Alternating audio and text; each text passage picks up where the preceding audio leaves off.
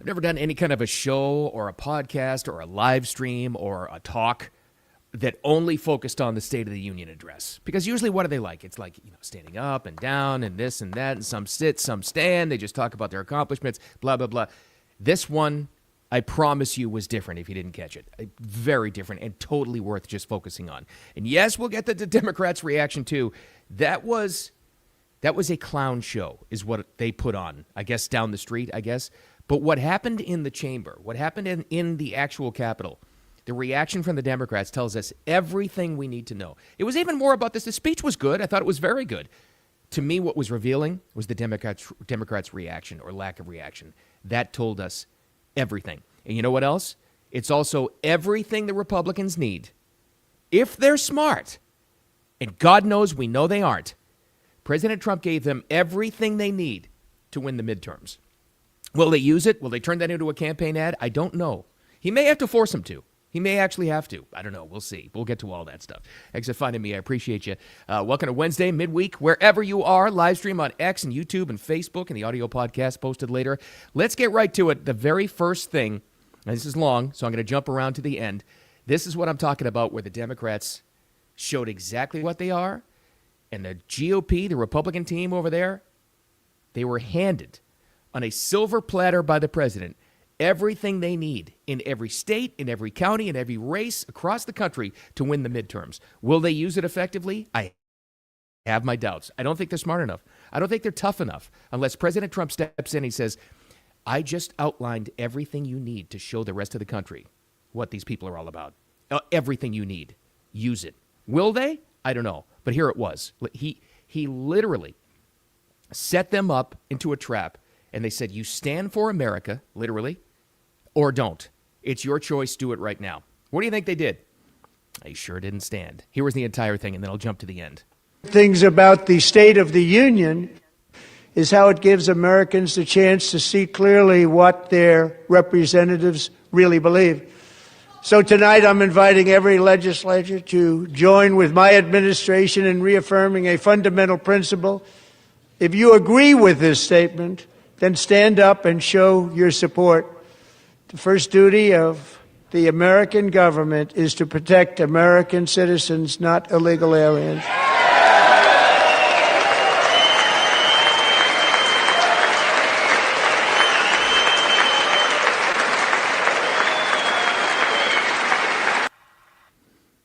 Who wouldn't stand for that? Even if you're a Democrat, right? You're like, well, I may be a lunatic, but I'm going to stand for that. I love my country. Nope. No standing. And he set it up right there. That's a living, breathing campaign ad for anybody that wants to use it. And if they don't use it, they're just stunningly stupid. It went on for, I think, like a minute and a half. All the Republicans and the GOP standing up and cheering, of course. Democrats sitting there stone-faced, and then Ilhan Omar starts yelling at him. It went on, and I'll jump towards the end, and he laid out perfectly exactly where we are.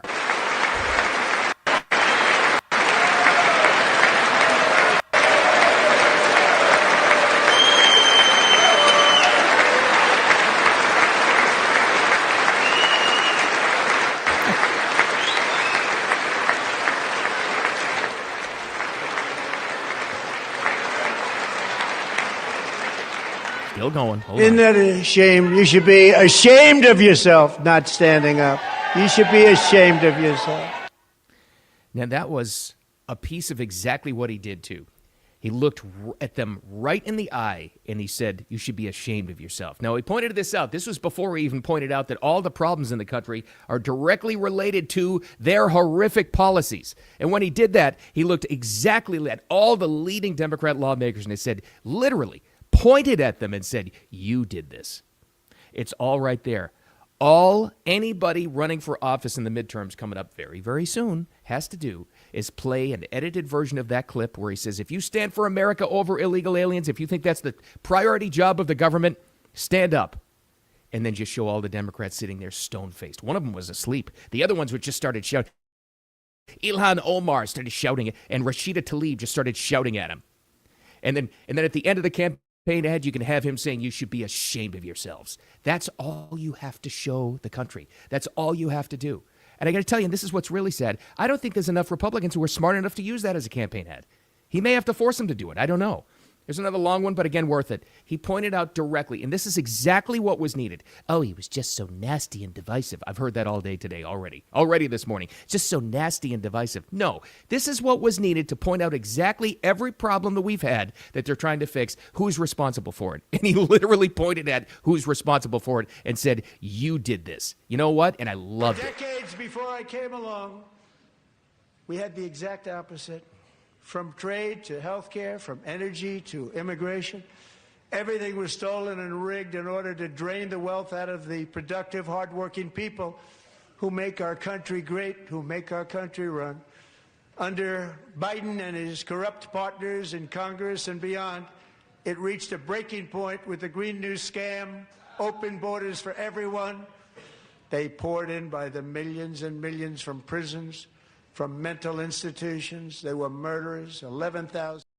And he looked directly, as he said, I loved it. He positioned himself and he looked right over to the Democrat side of it and blamed them direct. Basically what he's saying is, you did this and you need to pay a price for this.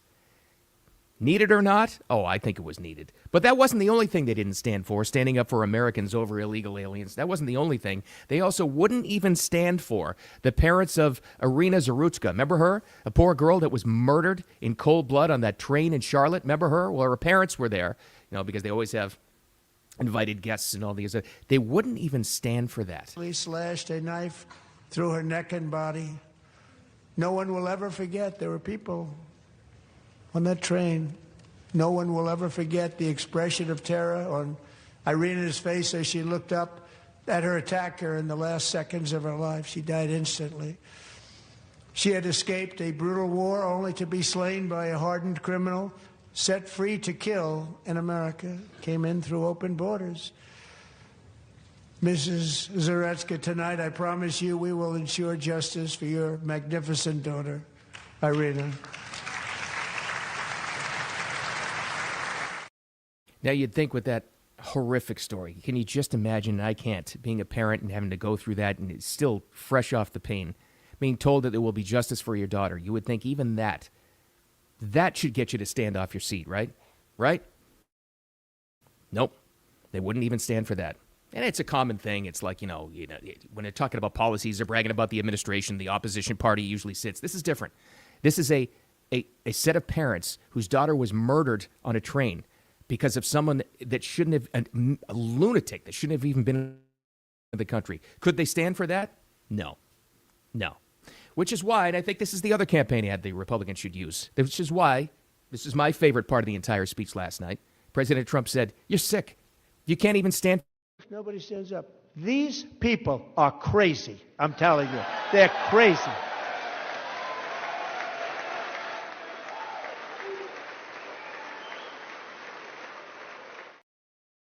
And the whole world saw it. Well, I don't know how many people, I wonder, it's on all the channels. I wonder how many people actually saw the State of the Union address. But I'm telling you, that's why they should put this together. Somebody should, or he should insist that everybody for a seat in the midterm should put this together and have the part where they will not stand and show their support for Americans over illegals, and they would not stand and show their support for a set of parents whose daughter was murdered on a train.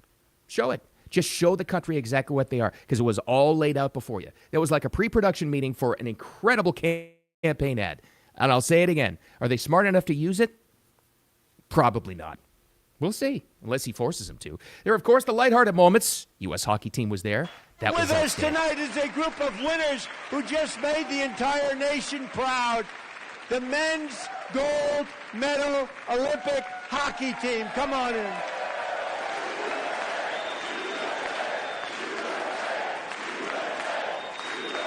They beat a... Now, I don't know if the Democrats stood for that because, they hate winning. So I don't know if they actually... but that was the most excited President Trump was the entire night over anything, over any of the tariff deals, over anything, because he just loves sports. I've said it a million times. I think whatever his presidential museum is going to look like, the library, the Trump library someday, it's going to look like a sports bar because he just loves that stuff. And he loves it enough to where, and apparently the whole team voted on this. This raised some eyebrows. Connor Hellebuck, the outstanding goalie for the U.S. team, he got the Medal of Freedom. Okay, that was something. Well, good for him. He was honored to be there, of course. All right. So here's your total. Here's your running tab of all the things, all the concepts that should be just human nature the Democrats refused to stand for last night. Are you ready? It's amazing when you see it in black and white. Of course, the big one, which should be the campaign ad, putting American citizens over illegal aliens. Nope.